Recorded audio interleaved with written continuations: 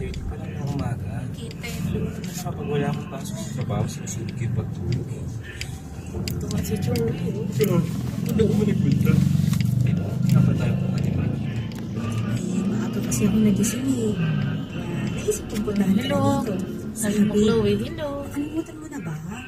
Hello. NEM na kaya yung usapan natin. Sinabi ko kaya sa iyo yung kagabi. Ano ba yan? Makakalimutan na ako. Sorry ba? Buti na lang pumunta ako dito ng maaga. Anyway, dahil sa alam kong wala na namang laman yung rel, ang magandang loob na po ako magdala ng breakfast dito. Okay, ito. Nag-take out na lang ako. Alam mo naman, di ba? Pagprito ng itlog, hindi ko pa magawa na maayos eh. Hindi ko mag-alala. Wala naman ako sa fast food eh. Salamat dito ah. Sumama na ako kumain. Okay. Sige, umupo ka na dyan. Ako nang kukuha ng mga kutsara sa kaplato ah. Mga pala babe. Kailan nga ulit yung kasal na pinsan mo sa Crystal? Sa susunod na Sabado, maaga tayo aalis ngayon ha, para makabili na ako ng mga susuotin ko. Alam mo naman, umaabot ang buong araw magpili ng damit sa kasal. Sige.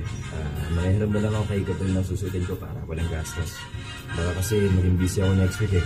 Inventory din namin sa office. Wala na akong time bumili. Sige, ikaw ang bahala.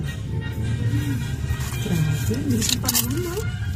Parang dati lang, umiiyakan pa ni Crystal yung loko-loko ng ex-boyfriend. Tapos ngayon, alain mo, ayan na, kakasal na siya. Buti nga, nakahanap na ng matalang lalaki at pinsan mo. Hindi mo siya bang nakohin eh. Baka naman mahal na mahal siya ni Luis eh. Naku, sobra no? Aba, hindi pa nga sila kasal. Sobrang spoiled na yan si Crystal kay Luis. So, Paano na lang kaya kapag kinasal na sila, diba? Ay, siguro ang sarap ito sa no? Lalo na yung excitement sa pagpili ng gown, invitations, reception, mga ganun. ibig sabihin yan. Tayo kaya, babe. Kailan tayo kakasal? Sabi ko na nga ba, pinakikatanong mo sa akin eh. Oh, bakit? Ano naman masama sa tanong ko? Babe, 4 years na tayong dalawa. Parehas na tayong mga nasa tamang edad na. Ano pang hinihintay natin? Ginagawa ng dalawa. Hindi pa tayo nasa natin ngayon.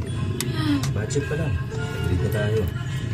Siyempre, Ay, dapat si Baby Joey. Ay, ang ganda ni Baby Sinabing Joey. kailangan maging grande ang kasal natin. Ganda-ganda naman ng Baby Joey na yan.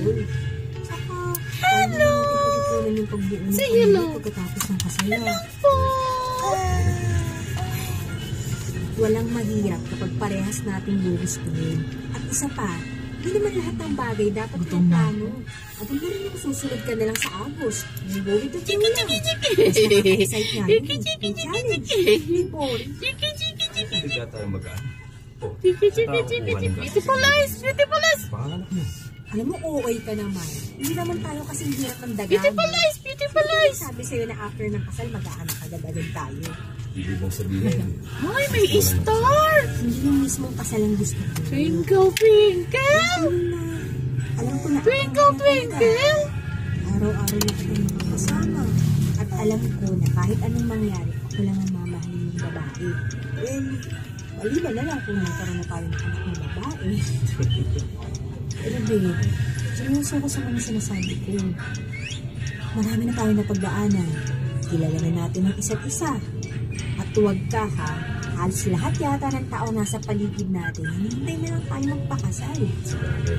Parang nakakatanong nga lang sa akin ni Mama kung kailan daw tayo magsa-circle doon. Gustong-gusto na rin na magkaapo.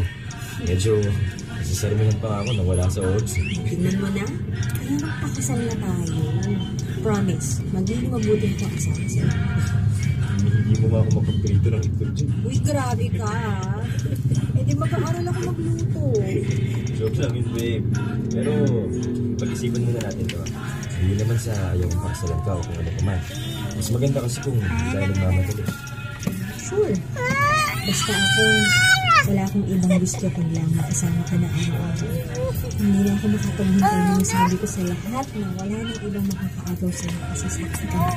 Popo ito sabihin sa pagkakataong yun niya ay nakaramdam ako ng pressure.